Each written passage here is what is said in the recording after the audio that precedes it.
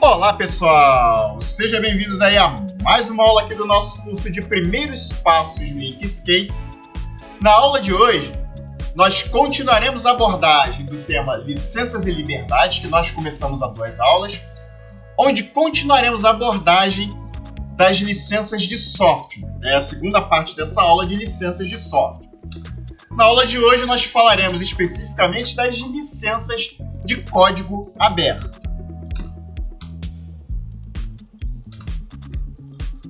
Bom, as licenças de código aberto são licenças que cumprem a definição de código aberto. Em resumo, elas permitem que o software seja usado, modificado e compartilhado livremente.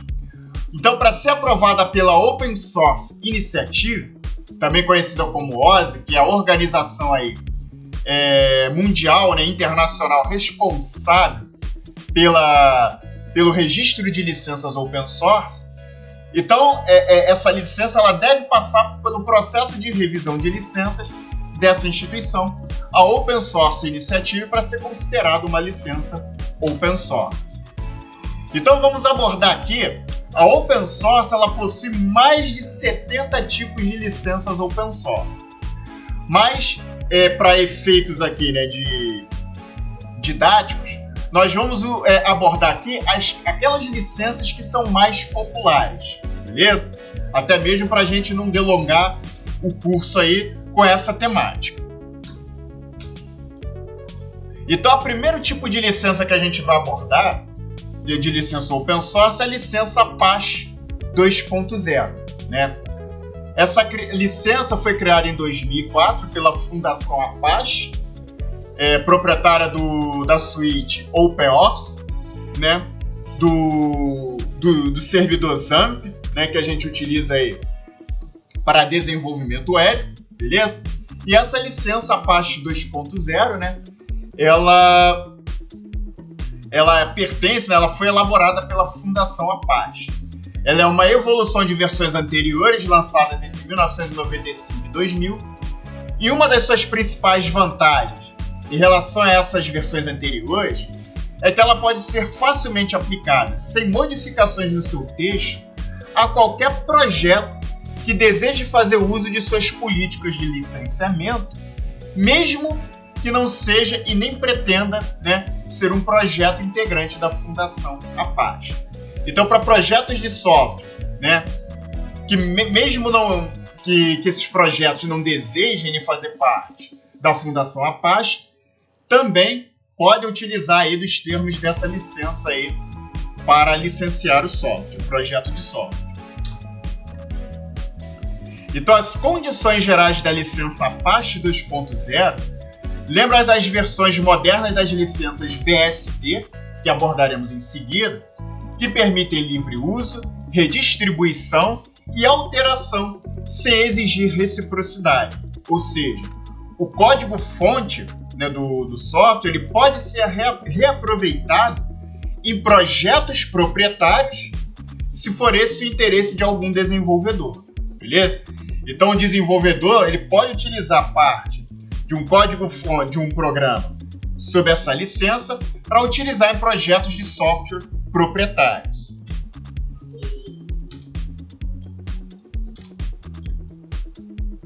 No entanto, ela tem algumas características que a distinguem da simplicidade espartana das BSD, das licenças BSD. A começar pela questão das patentes de software, que fica explícita na sua terceira cláusula, esclarecendo de forma bastante extensa e específica que todo contribuidor de código para o software em questão concede também uma licença mundial e perpétua para o uso de suas patentes, que sejam necessárias para o uso ou distribuição do código contribuído por ele, em combinação com o software em questão. Então, o que isso tudo quer dizer? Isso quer dizer que, se um desenvolvedor quiser utilizar o código de um programa, licenciado sob a égide dessa licença, ele pode utilizar para projetos de software proprietário, sem problema. No entanto, ele não pode restringir o acesso das pessoas a esse código derivado, mesmo que ele seja um software proprietário, beleza? Então você pode utilizar esse código para projetos de software proprietário, mas você não pode restringir o acesso das pessoas ao código-fonte derivado aí do programa aí licenciado sob Apache. Então os produtos derivados, mesmo eles sendo produtos proprietários, eles eles não podem ter o código-fonte restritos, beleza? Eles devem garantir o livre acesso das pessoas ao código-fonte, beleza? E o camarada também ele não pode exigir o direito de patente sobre o software derivado de outro software que esteja licenciado sob Apache 2.0, beleza? Então essa é uma característica aí dessa licença. E há outros diferenciais em relação à BSD, né? A BSD é uma licença bem permissiva, né? A gente vai abordá-la em seguida. E os diferenciais da Apache em relação à BSD, né? Apesar de que, assim como na BSD ela permite você utilizar o código, né, para projetos proprietários, a Apache, além de não permitir o fechamento do código, a restrição do acesso ao código-fonte, né, ela permite que você coloque, né, disponibilize, faça referência a essa licença sem necessidade de reproduzir o texto da licença no código do programa, né, bastando apenas você fazer uma referência. E também ela se caracteriza pela interessante possibilidade de incluir um arquivo chamado Notice junto aos arquivos do projeto. O Notice é um arquivo que contém informações, né, sobre as condições de licenciamento daquele software. Então, se você utiliza o código-fonte de um programa sob essa licença e que tem esse arquivo Notice, né, dentro dos arquivos do programa que você está aproveitando, você deve aproveitar esse arquivo também no seu projeto de software derivado aí, de software sob a licença Apache, beleza? Então essas são as características aí da licença Apache.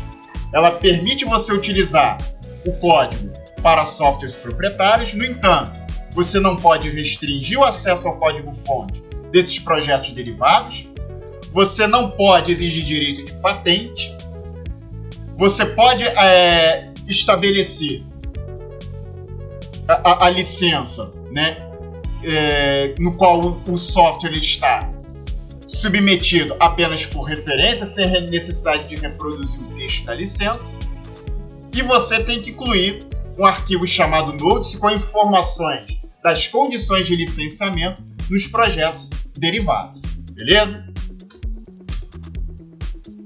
Bom, e aí vamos falar agora da licença BSD, né?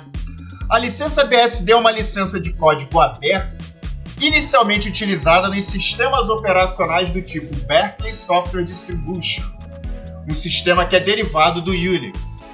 Então, apesar dela ter sido criada para os sistemas BSD, atualmente vários outros sistemas são distribuídos sob esta licença. Os proprietários originais da distribuição BSD eram os chamados regentes da Universidade da Califórnia, devido ao fato da BSD ter nascido na Universidade de Berkeley. Então, a licença oficial BSD ela tem sido revisada desde a sua criação e inspirou inúmeras variantes utilizadas por outros desenvolvedores de software. Essa licença impõe poucas restrições, eu diria até pouquíssimas restrições, quando comparada àquelas impostas por outras licenças, como a GNU, né, a General Public License, que veremos a seguir, ou mesmo as restrições padrão determinadas pelo copyright, né, das licenças proprietárias, colocando-a relativamente próxima do domínio público. Então, de fato, a licença BSD ela tem sido chamada de Copy Center, ou centro de cópias, em comparação com o copyright padrão das licenças proprietárias e o copyleft da licença GPL, né, que proíbe, né, a restrição do acesso ao código aí dos softwares, beleza? Então, o slogan aí dessa licença BSD é: leve até o Copy Center e faça quantas cópias você quiser. Os termos da licença é considerado como de domínio público e pode ser modificado sem nenhuma restrição. Para satisfazer as necessidades de indivíduos ou organizações em particular, deve-se trocar as referências aos termos Regents of the University of California, University of California, Berkeley e Regents pelo nome do próprio indivíduo ou da organização que esteja utilizando o código aí sob essa licença. Então, praticamente, a única aquisição, né, a única cláusula que essa licença ela impõe é que você deve fazer a referência, né, aos regentes da Universidade da Califórnia.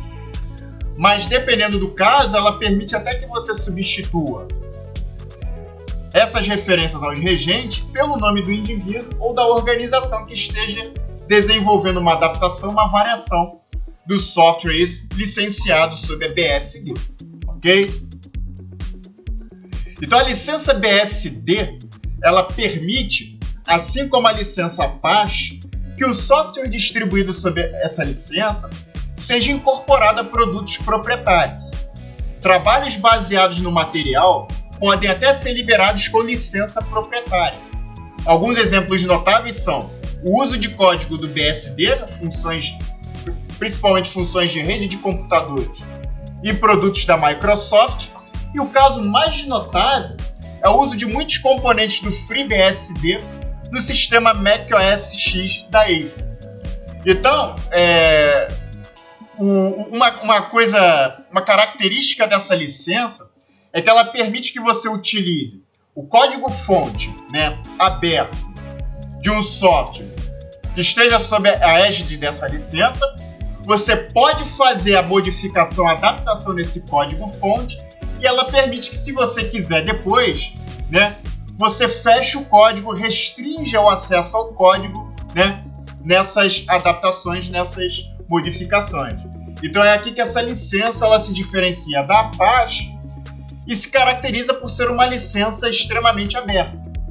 Ela permite que você utilize, né, de um software de código aberto, né, licenciado sob essa licença, e depois você pode fechar o código.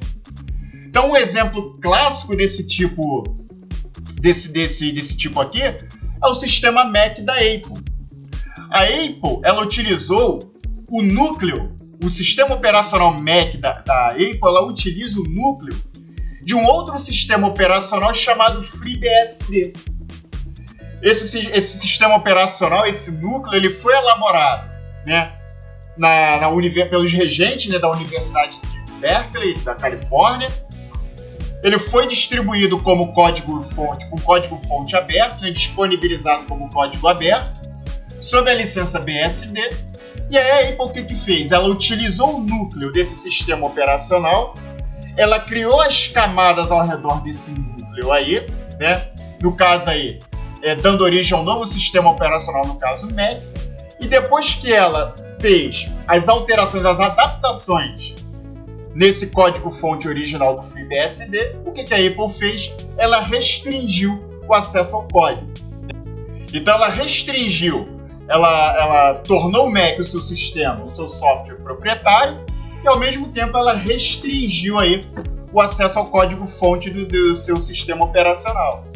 Ok? Então a Apple poderia ter feito isso? Sim, porque o FreeBSD ele está licenciado sob a licença BSD, que permite, né, que você, além de utilizar, né, o código de um software sob a égide dessa licença para produtos proprietários, você possa restringir o código-fonte e liberar esses produtos derivados, né, de software derivados, sob uma licença proprietária. Beleza? Então essa é uma característica dessa licença. Também é possível que os softwares sejam distribuídos pela licença BSD junto de outra licença.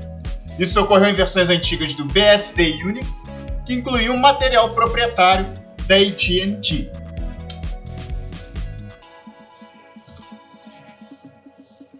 A versão simplificada da licença BSD original, também chamada licença BSD simplificada, ela também permite o uso, modificação e redistribuição do software.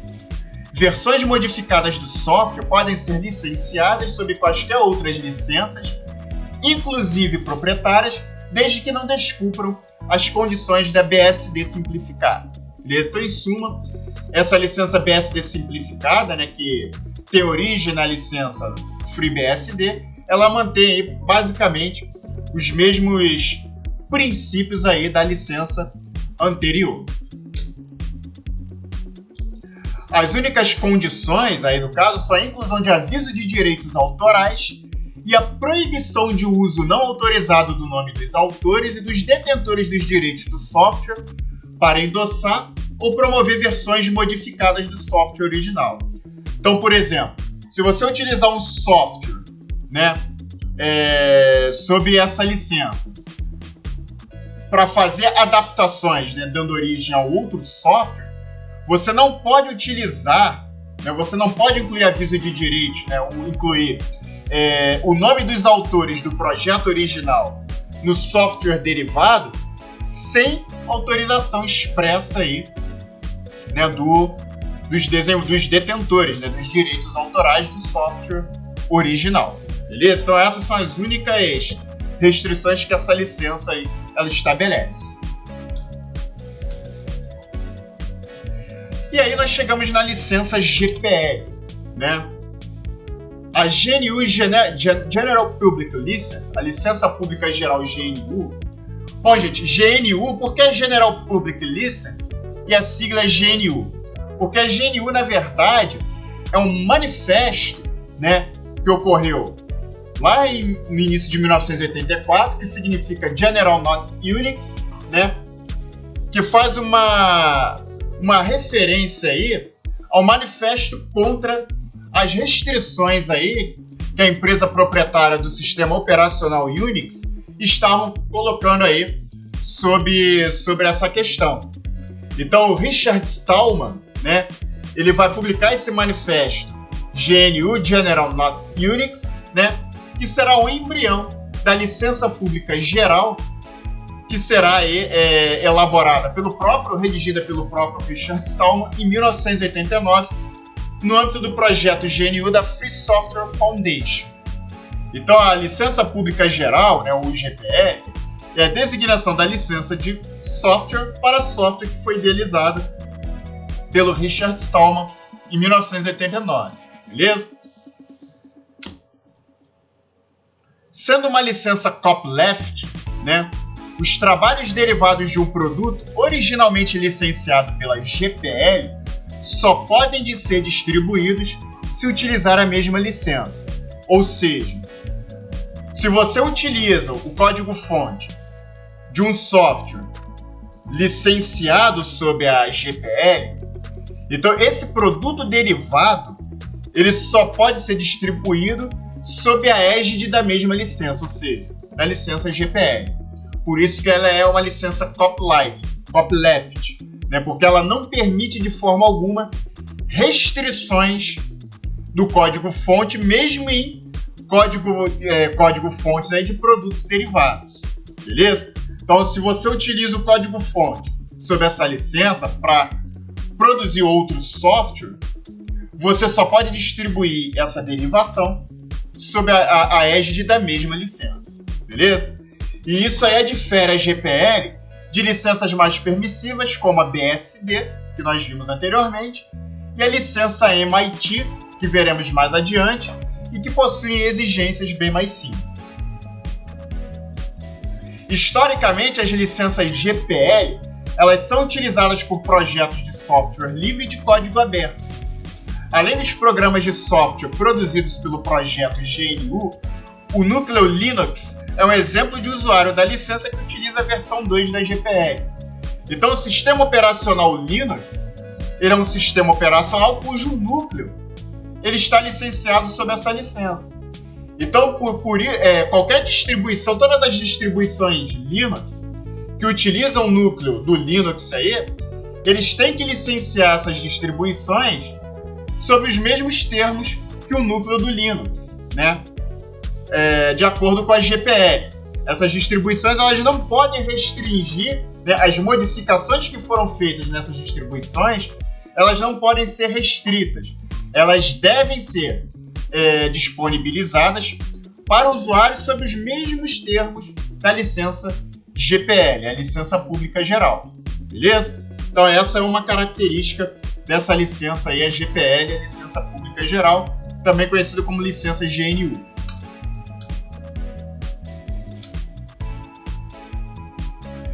E essa licença ela possui 3 versões, tá, gente? A primeira versão ela durou de 89 a 91, mas como tinha muitos problemas, em 91 foi elaborada aí a versão 2 da licença GPL, né? Essa licença em geral, ela permite o uso, modificação e redistribuição do software, e todos os softwares distribuídos ou publicados que contêm um código licenciados sob a GPL 2.0 devem ser licenciados também sob a GPL 2.0. Beleza? Então, é o princípio aí que nós falamos no slide anterior. Então, por exemplo, o Inkscape, que é o software que a gente vai trabalhar no curso, ele está licenciado sob a GPL, né? Sob a versão 2 da GPL, beleza? Então, qualquer uso, modificação, né, que um desenvolvedor possa fazer no código-fonte do Inkscape ou redistribuição do Inkscape, essas modificações e redistribuições, elas obrigatoriamente devem também ser licenciadas sob a licença GPL 2.0, beleza? A principal cláusula da GPL versão 2, ela exige que todo software distribuído ou publicado que por completo ou em partes contém ou é derivado do software original qualquer parte dele, seja licenciado como um todo sob os termos da GPL sem custo a terceiros. Outras condições importantes da GPL 2.0 são: deve existir um aviso de direitos autorais e uma cópia da licença. O código-fonte deve estar disponível e as modificações devem estar devidamente documentadas. Ok? E depois nós tivemos a versão 3.0 da GPL. Essa terceira versão ela permite, assim como a outra, o uso, a modificação e redistribuição do software. Todos os softwares distribuídos ou publicados que contêm um código licenciado sob a GPL versão 3 devem ser também licenciados sob a GPL versão 3. Foram realizadas várias mudanças nessa nova versão, mas as condições da GPL versão 3 se assemelham com as da versão anterior.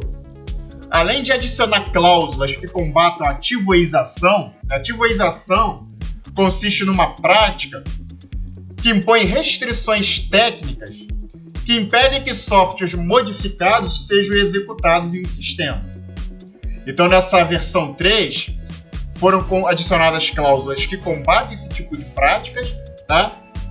E essa versão também ela adquire uma linguagem mais robusta, alinhando-se com várias legislações, né, internacionais, inclusive a legislação brasileira.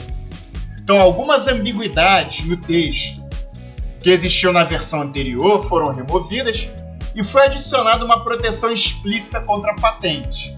Então, na GPL, você também não pode exigir direito de patente aí sobre os softwares licenciados sob essa licença. Então, apesar de incompatível com a versão 2, a versão 3 da GPL ela tem uma compatibilidade com o maior número de licenças, possibilitando integração com o software sob outras licenças como a Apache 2.0, por exemplo, que nós vimos aí em alguns slides atrás. Beleza?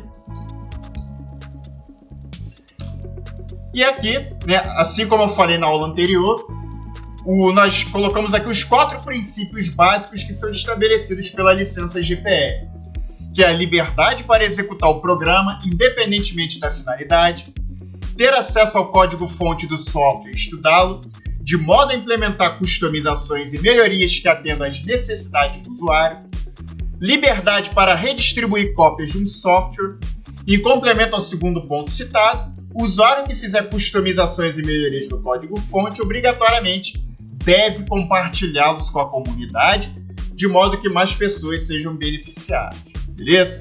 Então toda modificação também deve ser disponibilizada sob os mesmos termos da licença do projeto original. Bom, agora a licença MIT, né? A licença MIT, elaborada pelo Instituto de Tecnologia de Massachusetts, nos Estados Unidos, ela permite o uso, modificação e redistribuição do software. Versões modificadas do software podem ser licenciadas sob quaisquer outras licenças, inclusive proprietárias, desde que não descumpram as condições da MIT. Então, assim como a licença BSD, por exemplo, a licença MIT permite que que as versões modificadas do software sob a égide dessa licença também possam ser licenciadas em outras licenças, incluindo licenças proprietárias. Os direitos do licenciado são enumerados de modo explícito no texto da licença MIT. A única exigência que essa licença estabelece é a inclusão de aviso de direitos autorais em todas as cópias ou porções substanciais do software. Bom, e aí, gente, nós encerramos aí, né? Nós vimos aí as principais licenças open source populares aí hoje. Se você quiser saber mais sobre o assunto aí, quiser entender mais sobre licenças open source, eu vou deixar a referência aqui que eu utilizei para a aula de hoje, que é o site da opensource.org. Eu vou deixar o link do site aqui na descrição do vídeo. Se você quiser saber mais informações aí, quiser saber mais sobre licenças de código aberto ou open source, eu vou deixar o link aí para você acessar aí e estudar aí da forma como você bem quiser, ok? Então é isso, galera. Nós encerramos aí essa abordagem de licenças, né, e liberdades, né? Foi extenso aí, durou 3 aulas, mas foi importante para a gente entender como é que se dá o processo de licenciamento de produtos criativos, né? Que é fundamental para nós designers entendermos, né, como é que as obras, os criativos, eles devem ser licenciados, e também entender um pouco sobre a questão de licenças de software, para entender o que caracteriza o software livre, né, software proprietário, e entender como é que esses softwares que utilizamos no nosso trabalho, né, eles são licenciados e de que forma nós podemos melhor utilizá-los, beleza? Então é isso, galera. Se você gostou da aula, você está gostando do curso, mais uma vez eu peço para que você deixe o seu like aí no vídeo, se inscreva no canal se ainda não for inscrito, ative o sininho de notificações para ser notificado sempre que lançarmos aulas e vídeos novos aqui no canal. Se possível, também compartilhe, né, a playlist desse curso aqui, que está no canto superior direito da sua tela, nas suas redes sociais, compartilhe com seus amigos aí, divulgue o nosso curso aí, para que a gente possa alcançar o maior número de pessoas possível aí, e esse conteúdo aí ajude, né, todas essas pessoas aí, ok? Então é isso, galera, eu fico por aqui, né? Se você quiser também, né, saber mais informações sobre o nosso curso completo de Inkscape do básico ao avançado, eu vou deixar o link aqui na descrição do vídeo. E eu vou indo nessa. Vejo vocês então na nossa próxima aula aqui para o nosso curso de primeiros passos no Inkscape. Um forte abraço para vocês e até lá!